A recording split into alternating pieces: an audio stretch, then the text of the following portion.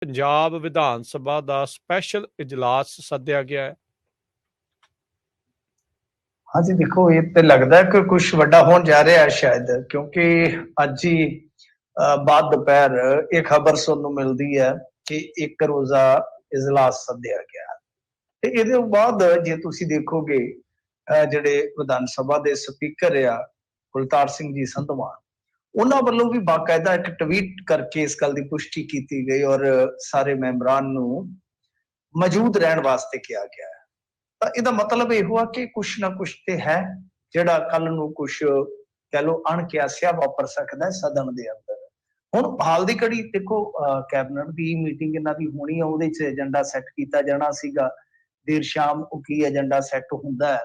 ਉਹਦੇ ਬਾਅਦ ਦੇ ਵਿੱਚ ਪਤਾ ਲੱਗੇਗਾ। ਬਹਰਹਾਲ ਮੇਰੇ ਕੋਲ ਉਹਦੀ ਕੋਈ ਜਾਣਕਾਰੀ ਨਹੀਂ ਹੈ, ਕਿਉਂਕਿ ਕੈਬਨਿਟ ਦੀ ਮੀਟਿੰਗ ਵੀ ਅੱਜ ਇਹਨਾਂ ਨੇ ਸੱਦ ਲਈ ਸੀਗੀ ਕਿ ਦੇਰ ਸ਼ਾਮ ਦੇ ਵਿੱਚ ਉੱਥੇ ਏਜੰਡਾ ਕੀ ਸੈੱਟ ਕੀਤਾ ਜਾਂਦਾ ਹੈ। पर एक क्याफा सीगा, एक क्यास अराई है कि शायद हो सकता है चंडीगढ़ वाले मसले ते कोई मता वगैरह पाया जाए जिस तरह का माहौल बन रहा है, क्योंकि ये देखो साफ आ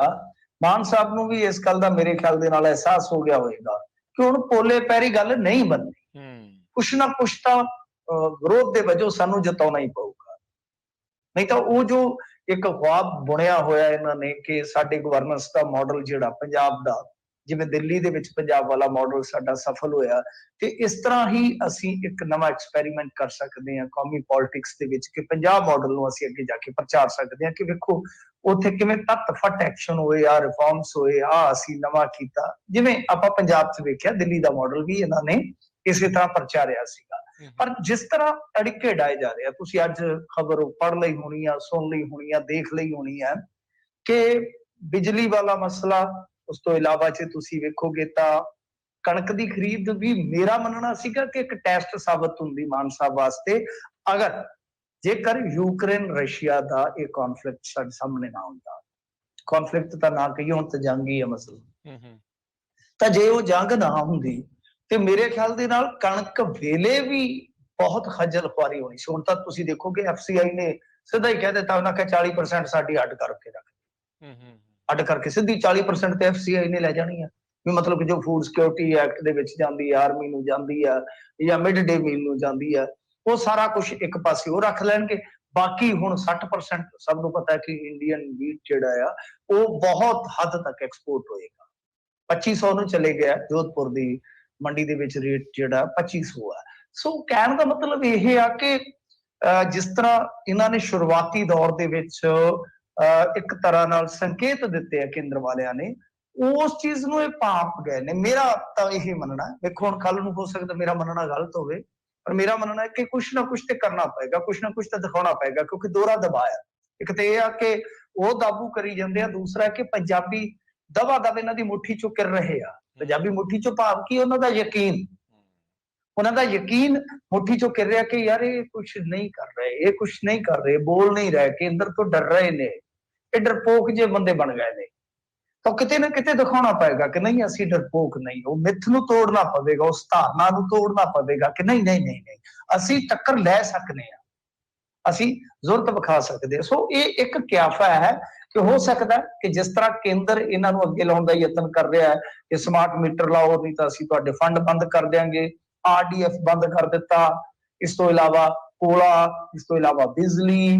ਤੇ ਸਭ ਤੋਂ ਵੱਡੀ ਗੱਲ ਕਿ ਹੁਣ ਅੱਜ दैनिक भास्कर ਚ ਖਬਰ ਲੱਗੀ ਸੀਗੀ ਕਿ ਰਾਜਪਾਲ ਨੇ ਅਚਾਨਕ 6 ਜ਼ਿਲ੍ਹਿਆਂ ਦਾ, ਔਰ ਸਾਰੇ ਹੀ ਜ਼ਿਲ੍ਹੇ ਸਰਹੱਦੀ ਨੇ,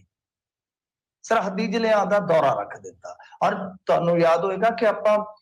ਇਲੈਕਸ਼ਨ ਦੇ ਦਿਨਾਂ 'ਚ ਵੀ ਇਸ ਗੱਲ ਤੇ ਲੋਕਾਂ ਦਾ ਧਿਆਨ ਖਿੱਚਿਆ ਸੀਗਾ, ਧਿਆਨ ਦਵਾਇਆ ਸੀਗਾ ਕਿ ਭਾਈ ਕਿਸ ਤਰੀਕੇ ਦੇ ਨਾਲ ਖੁਦ ਗਵਰਨਰ ਸਾਹਿਬ ਸਿਆਸੀ ਸਰਗਰਮੀਆਂ ਜਿਹੀਆਂ ਕਰਦੇ ਨਜ਼ਰ ਆ ਰਹੇ ਨੇ,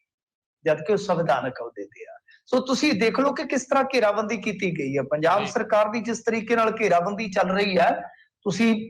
ਚੱਕ ਕੇ ਦੇਖ ਲਓ ਸਾਰੀ ਇੰਡੀਆ ਦੀ ਪੋਲਿਟਿਕਸ, ਕਿਸੇ ਵੀ ਸਟੇਟ ਨੂੰ ਇੰਨਾ ਜ਼ਿਆਦਾ ਤੰਗ ਨਹੀਂ ਕੀਤਾ ਜਾ ਰਿਹਾ।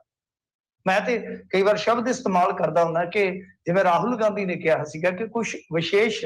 ਸਟੇਟਾਂ ਨੂੰ ਤੁਸੀਂ ਆਈਸੋਲੇਟ ਕਰ ਰਹੇ, ਤਾਂ ਮੇਰਾ ਤਾਂ ਇਸ ਟਾਈਮ ਇਹੀ ਮੰਨਣਾ ਆ ਕਿ ਪੰਜਾਬ ਨੂੰ ਅਲੱਗ ਥਲੱਗ ਕਰਨ ਦਾ ਯਤਨ ਕੀਤਾ ਜਾ ਰਿਹਾ ਹੈ ਕਿ ਪੰਜਾਬ ਬੁਰੀ ਤਰ੍ਹਾਂ ਉਲਝ ਜਾਵੇ। ਹਾਲਾਂਕਿ ਉਹ ਪੋਲੀਟੀਕਲ ਲੜਾਈ ਹੋਵੇ ਚਾਹੇ ਉਹ ਕੋਈ ਹੋਰ ਮਨਸ਼ਾ ਹੋਵੇ, ਮੈਨੂੰ ਨਹੀਂ ਪਤਾ, ਪਰ ਜਿਸ ਤਰੀਕੇ ਨਾਲ ਲਗਾਤਾਰ ਵਾਰ ਕੀਤੇ ਜਾ ਰਹੇ ਆ, ਜਿਸ ਤਰੀਕੇ ਨਾਲ ਲਗਾਤਾਰ ਸਿੰਘ ਫਸਾਏ ਜਾ ਰਹੇ ਆ, ਤਾਂ ਉਤੋਂ ਤੇ ਇਹੀ ਲੱਗਦਾ ਕਿ ਸ਼ਾਇਦ ਹੁਣ ਵੇਲਾ ਆ ਗਿਆ ਕਿ ਕੁਛ ਨਾ ਕੁਛ ਸਦਨ ਦੇ ਵਿੱਚ ਵਿਰੋਧ ਦਰਜ ਕਰਵਾਇਆ ਜਾਏਗਾ। ਬਾਕੀ ਮੈਂ ਜਿਵੇਂ ਕਿਹਾ ਕਿ ਹੋ ਸਕਦਾ ਕੱਲ ਨੂੰ ਕੁਛ ਹੋਰ ਵੀ ਹੋ ਜਾਵੇ, ਕਿਉਂਕਿ ਇੱਥੇ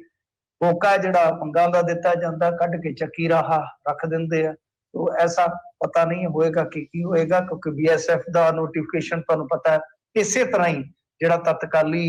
ਆਪਣਾ ਹੈਗਾ ਸੀ ਚੀਫ ਮਿਨਿਸਟਰ ਚਰਨਜੀਤ ਸਿੰਘ ਚੰਨੀ, ਉਹਨੇ ਵੀ ਉਸ ਟਾਈਮ ਇਹੀ ਐਕਸ਼ਨ ਵਿਖਾਇਆ ਸੀਗਾ। ਸੋ ਕਿਤੇ ਨਾ ਕਿਤੇ ਲੱਗਦਾ ਇਹੋ ਆ ਕਿ BBMB ਦਾ ਵੀ ਵਿਵਾਦ ਆ,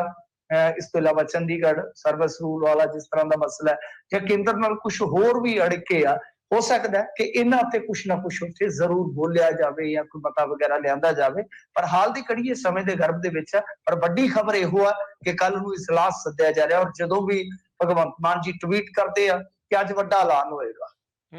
ਤਾਂ ਲੋਕ ਸਾਰੇ ਕੰਮ ਛੱਡ ਕੇ ਬੈਠ ਜਾਂਦੇ ਆ ਕਿ ਲਓ ਵੀ ਅੱਜ ਪੈ ਗਿਆ ਪਟਾਕਾ। ਪਰ ਕਈ ਵਾਰ ਉਹ ਪਟਾਕਾ ਜਿਵੇਂ ਕਹ ਲਈਏ ਕਿ ਫੁੱਸ ਜਿਹਾ ਹੋ ਜਾਂਦਾ ਆ, ਜਿਵੇਂ ਆਪਾਂ ਕੁੱਕੜ ਪਟਾਕੇ ਚਲਾਉਂਦੇ ਹੁੰਦੇ ਸੀ ਨਾ ਛੋਟੇ ਹੁੰਦੇ,